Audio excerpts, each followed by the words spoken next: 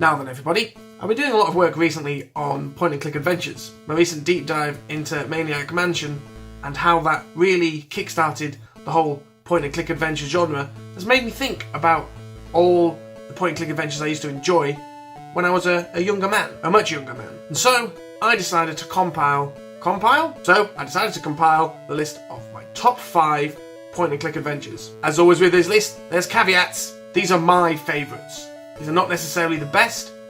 In fact, I'm going to leave one off, then people are going to lose their minds slightly, I think. But these are my favourites. These are the ones that I enjoy to play the most. Caveat the second, Sierra games can get in the sea. So with that, let's crack on with the list and let's look at the games that didn't quite make it on. Discworld Noir.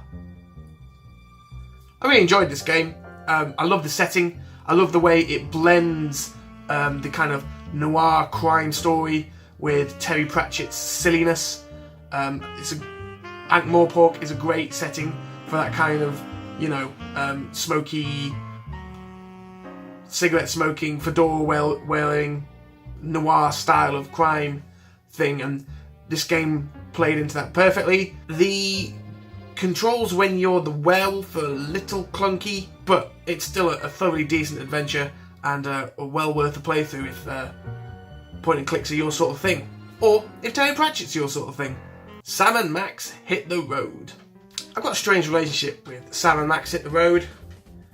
I bought it because, well, I really enjoyed one of the other games on this list, and I thought it was going to be the same sort of thing, and it kind of wasn't. And it annoyed me that it wasn't.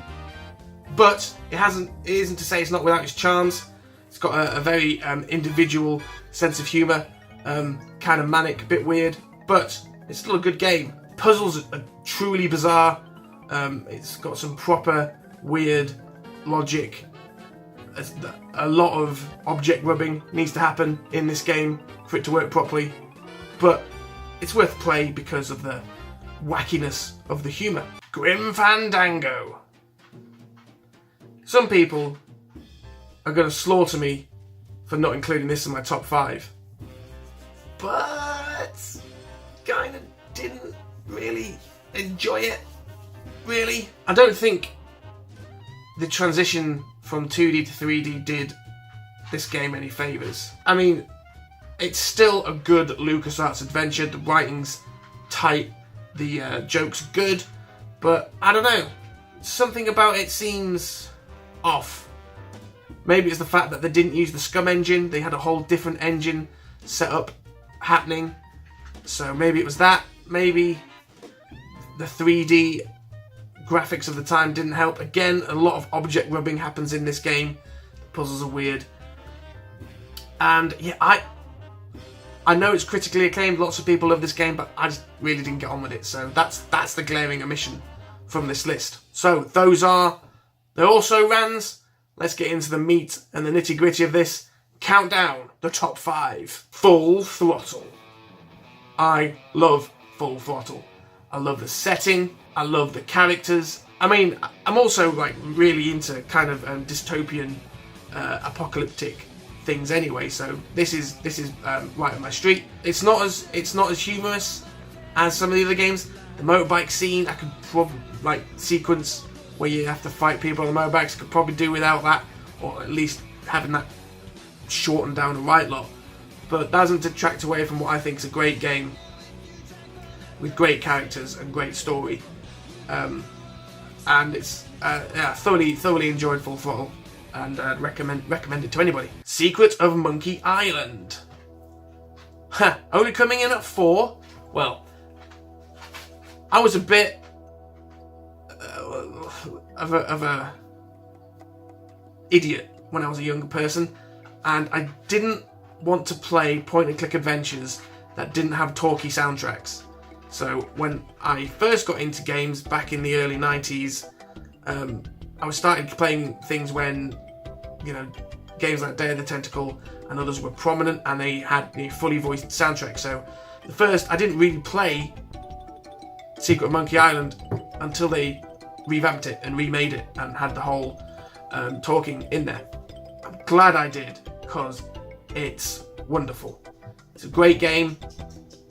You can see why it gets all the praise it does. The humour is top notch. I mean, the whole insult sword fighting is one of the finest gags in all point and click adventures.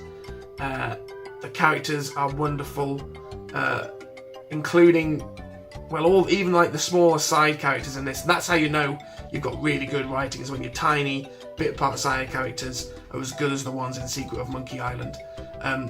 So the reason it's so low on my list is because I got to it late, and it doesn't have the same sort of nostalgia twinges that the games that place higher on it than the list. That's not to say it's not great, it's just not rating highly because it's not got nostalgia for me. I only played it in my late 20s.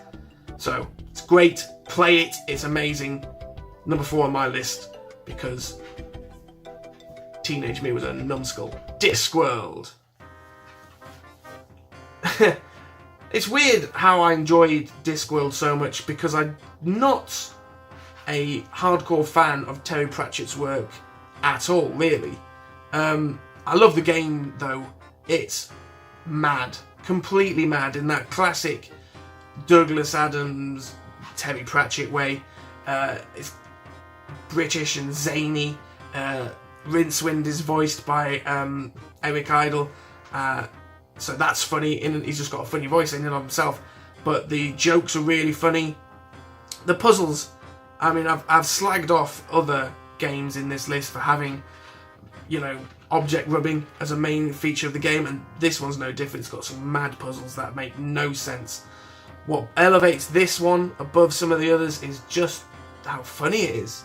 It's really funny, and I had a great time with it. So, Discworld, even though I don't really like Terry Pratchett. Day of the Tentacle. Now, when I first sat down to compile this list, I was sure Day of the Tentacle was going to be my number 1 game. But the more I thought about it, there is one game better than it, and we'll get to that in a minute. But Day of the Tentacle was my entry point into point and click adventures. It's the first one I played, and it was a gem of a game. I love the time dilation mechanic in this game, how you do things in the past to solve puzzles in the future. It requires quite a lot of, like, what's the word I'm looking for? Quite a lot of... It's not out of the box thinking, is it? Because it's not, it's just... lateral thinking. It requires a lot of lateral thinking. And that's really good. And again, very funny. Some really good humour in it. Some callbacks to the Maniac Mansion games. The fact it's got Maniac Mansion as a full playable game in this game, you know, way before the likes of Yakuza or what's the other one? Shenmue did the same. So, and it's a epic sprawling adventure that is genuinely funny and weird, but it was my entry point into point and click adventures, and it was really, really very good, and I couldn't have had a better start playing those types of games. It's a delight, and I recommend it to everybody. Go, if you've not played Day of the Tentacle, do yourself a favour, get the remastered version and play it. It's delightful. Simon the Sorcerer. This is, the more I like I said earlier, I assumed Day of the Tentacle was going to be my number 1 game, and here we are, Simon the Sorcerer's number 1. Because, and it's just down to nostalgia. This is possibly the second game I ever played in the point and click genre, and the reason I bought it was because it was voiced by Chris Barry, and I'm a huge, still a huge Red Dwarf fan. So I was like, well, I was going to buy that because it's got Riddler in it. But I played the game and it was funny and entertaining. It's got some fantastic stand-ups of fantasy tropes. The puzzles are strange, but there's not so much object rubbing. There is a bit more of a kind of a logical sequence to this game. It's not very long, but it is fantastically written. Good jokes, a lot of decent fantasy tropey send-ups, and I love this game. I still love this game. Nothing in the point-and-click adventures quite captured the magic I felt when I played Simon the Sorcerer for the first time. Another reason that this is quite high on my list is my dad loved this game, and there were times, I must have been about 10, where we played this together, laughing together at the jokes. He was also a big Red Dwarf fan, and trying to work out the puzzles together, and so that's another reason it's bumped way up my list. It's just that kind of nostalgia I've got for the whole thing, not just the game, but how I remember it and how I remember my late father. So that's it. That's why it's number one. Again, this list is purely my own opinion. It's not a objective list about what is actually better. It's just my favourites. But I'm sure you've got some opinions on my list. I'm sure you've got some opinions of your own, and I really like to know what your favourite point-and-click adventures are.